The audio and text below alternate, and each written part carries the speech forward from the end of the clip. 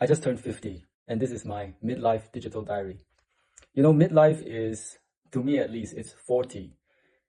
And when I turned 40, it wasn't anything too big because I don't think the late 30s and the early 40s are too much different.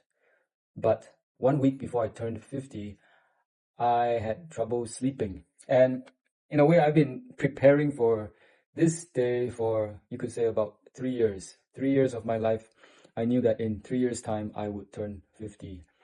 And while many people would say, oh, it's a place where you should feel grateful because some people don't even get a chance to reach 50.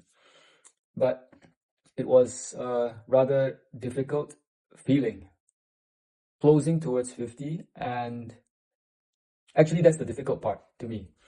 It's a bit like saying the last 1 week of your life is the hardest compared to when you just pass.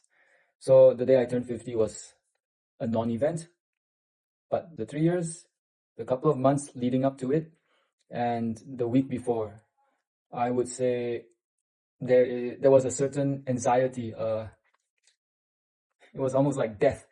50 is to me the death of youth, and it's not so easy to manage, at least for me. Yeah.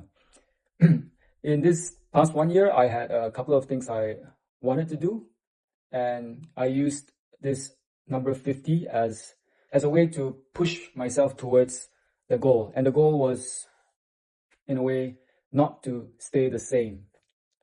So it was about not staying the same in my work. It was about changing myself a little. Actually, it's about changing myself a lot. And I gave myself that 50 number to put my utmost towards this goal. And I think I did a lot of things, but the biggest thing for me was to put together a podcast. And I did that about 3 to 4 weeks before turning 50. And I'm so glad I did it, thanks to my wife, who reminded me that that was one of my goals. The second thing I did a lot of was to research about the different ways that we can retire. And being from Singapore, one of the many considerations was to leave the city and move to somewhere else. Some people call it downshifting, some people call it geo-arbitrage, but there are some cities that are being considered. For example, Bali is one of them.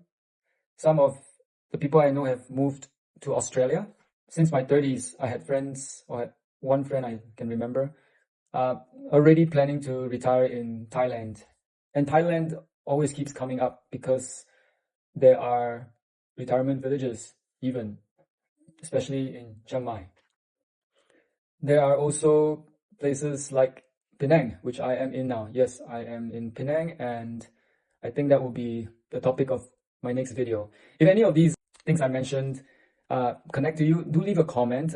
Do tell me about what you think. I'm sure that some of you listening here have passed 50 and some of you are in your 40s, guys, and maybe you have something you would like to share. And